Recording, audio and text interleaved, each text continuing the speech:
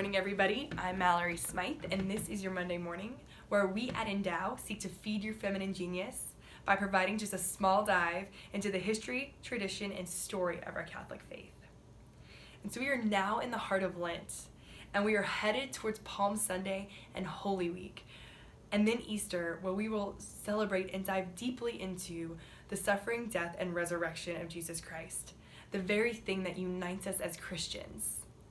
And so what I wanted to talk about today is St. John Paul II's letter, Salvifici Doloris, in the 2 paragraphs when he talks about what Jesus' death on the cross really means for us as humans in history, in time and space.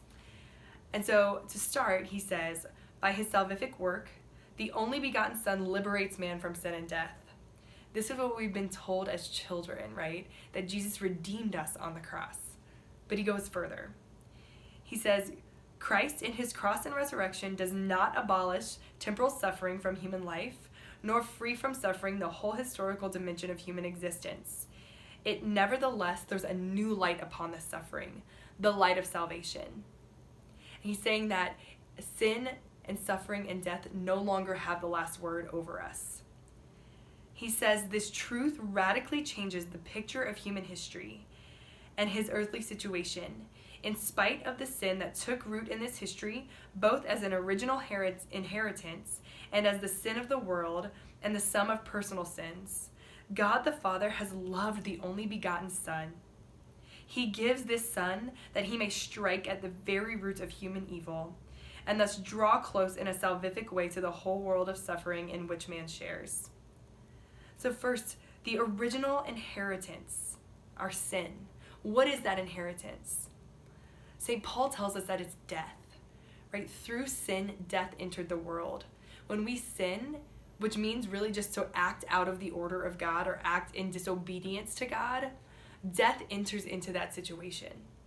We can see that with something very simple like lying, right? Truth is meant to be, to reign in a relationship, and when we lie, that actually changes the relationship for the worse forever. So that's our inheritance through sin. It's that death. And the root of that sin is disobedience. That we think that we should have the last word and not God. And what Jesus did is he came down and he struck at the root of that by living a life of perfect obedience unto death, proving that this life could be lived, and therefore making sin no longer our inheritance, making death no longer our inheritance, but salvation, redemption. That is now our inheritance. That is what we can experience in human history. And that's what St. John Paul wants us to know in these 2 paragraphs. And so I just want to ask you, where are you living? Are you living in the inheritance of sin and death, thinking that your sin or your imperfections has the last word over you? Or do you look to the salvific work of the only begotten Son, who struck at that root, eradicated it, and changed our inheritance to redemption?